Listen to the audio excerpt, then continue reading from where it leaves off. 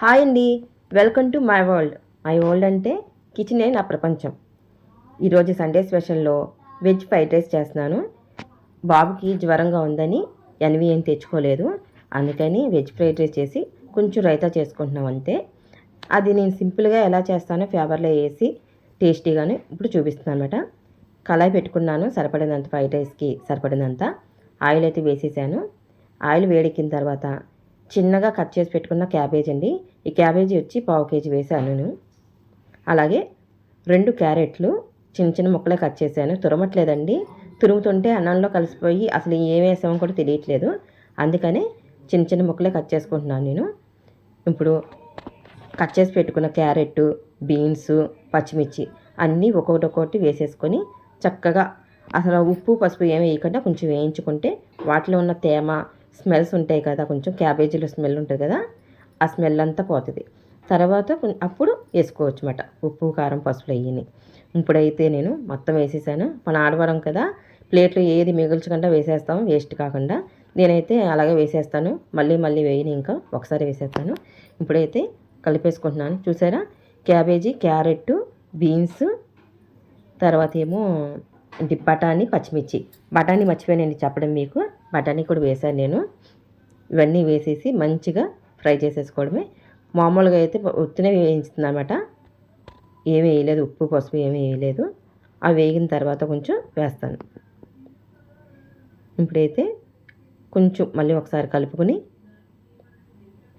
పక్కన మా బాబు మాట్లాడుతున్నాడు వాయిస్ ఇస్తూను, మమ్మీ ఇలా చేయి అలా చేయని. పక్కన మా బాబుకి సమాధానం చెప్తూ చేసేసుకున్నాను అనమాట. నేను కొంచెం స్వీట్గానే చేశానండి, టైం అయిపోతుందని. ఇప్పుడు సరిపడినంత కారం, మీకు స్పైసీ ఎక్కువ తినేలాగా అయితే ఇంకొంచెం వేసుకోవచ్చు. నాకు ఇంట్లో చిన్నపిల్ల ఉన్నది, ఆ పాప తినదు ఎక్కువ కారం వేస్తే, అందుకని వేయలేదు. పసుపు మొత్తం రైస్కి వెజిటేబుల్స్కి సరిపడినంటే ఒకసారి వేసేసానండి నేను ఇక్కడ.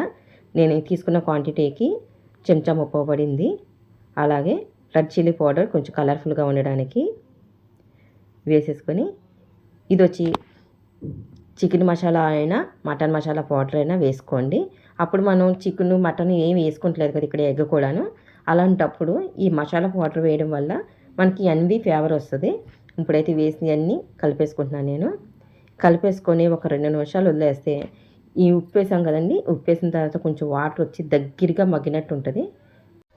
చూసారు ఎంత స్పీడ్గా చేస్తున్నాను. ఎందుకంటే ఇవాళ సండే అంటే పిల్లలు ఇంట్లో ఉండి, మా వారికి డ్యూటీ ఆఫ్టర్నూన్ కాబట్టి కొంచెం లేట్గానే లేస్తాను. సండే అంటే ఎప్పుడు కూడా లేట్గా లేస్తాను కాబట్టి ఆ లేట్గా లేగడం అన్నది ప్రెషర్ అంతా ఒక్కసారి పడేటప్పటికి ఇంత స్పీడ్గా చేయాల్సి వచ్చింది వంట. రైస్ అయితే రెడీగా చేసి పెట్టానండి. మాకు సరిపడినంత ఒక సాల్ట్ అంటే 200 గ్రాములు రైస్ ఉడకబెట్టి పక్కన పెట్టాను. ఉడకబెట్టేటప్పుడు కొంచెం ఆయిల్ అన్నా వేసుకోండి, అప్పుడు పొడి పొడిగా ఉంటుంది. 2 ఒక పలుకు ఉండగానే దించేసుకుంటే మనము ఇలా పొడి పొడిగా ఉంటుంది అన్నమాట. లేదనుకోండి ఉడికిపోయిన తర్వాత చేస్తే మనకు ఫ్రైడ్ రైస్ అనేది పొడి పొడిగా లేకుండా ముద్దగా అయిపోతుంది, టేస్ట్ కూడా ఉండదు. ఈ రకంగా కింద నుంచి కలపడం వల్ల మెతుకు విరిగిపోకుండా చక్కగా ఉంటుంది అన్నమాట. స్మూత్గా కలపాలి ఇది. చూసారా, ఈ రకంగా నేను మొత్తం అంతా ఇలా కింద నుంచే కలిపానండి. ఫ్రైడ్ రైస్ పొడి పొడిలాడాలంటే వైట్ పేపర్ పౌడర్ వేసుకోండి. మనం బిర్యానీ చేసినప్పుడు నిమ్మరసం ఎలా వేసుకుంటాం అలాగా. ఇప్పుడు కలిపేసిన తర్వాత కొంచెం కొత్తిమీర వేసుకోండి, మధ్యలో కలుపుతున్నాం కదా ఫ్లేవర్ వస్తుంది.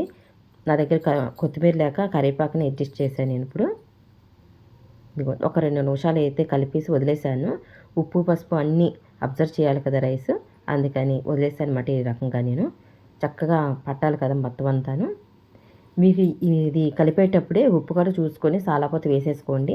మన పొరపాటున సరిపోతుందని చెప్పి తినేసామనుకోండి, సాలాపోతే చప్పగా ఉంటుంది.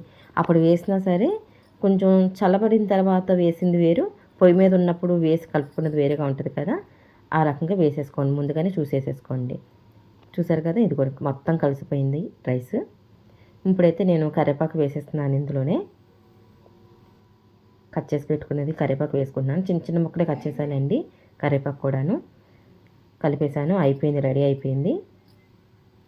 ఇంకొన్ని సండే అయితే ఈ రకంగా సింపుల్గా వెజ్ ఫ్రైడ్ రైస్ చేసి కొంచెం రైతా చేశాను నేను.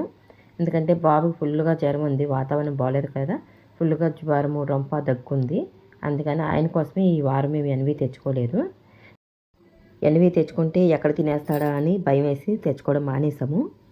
మారం చేస్తాడు, అందులోకి ఆ బాబు పెట్టగానే మేము తినాలంటే మేము కూడా తినలేం కదా, అందుకనే సింపుల్గా కొంచెం రైతా చేసుకొని తినేసాం. ఎలాగో ఇప్పుడు మనకి జనవరి 1 ఉంది, ఆ రోజు కంపల్సరీగా ఎన్వి వండాల్సిందే కదా, అందుకని సర్లే అని వదిలేసామట. ఇంకో 2 డేసే కదా, ఈరోజు తగ్గిన తర్వాత తెచ్చుకుందామని. రైతాకైతే నేను పెరుగును, ఉల్లిపాయ, కరివేపాకు వేసేసి ఉప్పేసి చాట్ మసాలాను, బ్లాక్ పెప్పర్ పౌడర్ వేసానండి. అలాగే బ్లాక్ సాల్ట్ కూడా వేసాను. ఇది వేసుకుంటే చాలా టేస్టీగా ఉంటుంది రైతా కూడాను. ఇవ్వండి ఫైనల్గా అయితే పేపర్ ప్లేట్లో వేసాను నేను.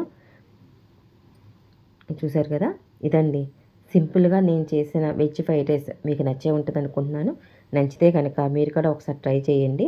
ఇప్పుడు చికెను, మటను, ఎగ్ వేసి చేసుకుంటాం కదా, ఈ రకంగా కూడా ఒకసారి ట్రై చేయండి, చాలా బాగుంటుంది. మనం వేసిన చికెన్ మసాలా వల్ల చాలా ఫ్లేవర్ వస్తుంది అన్నమాట.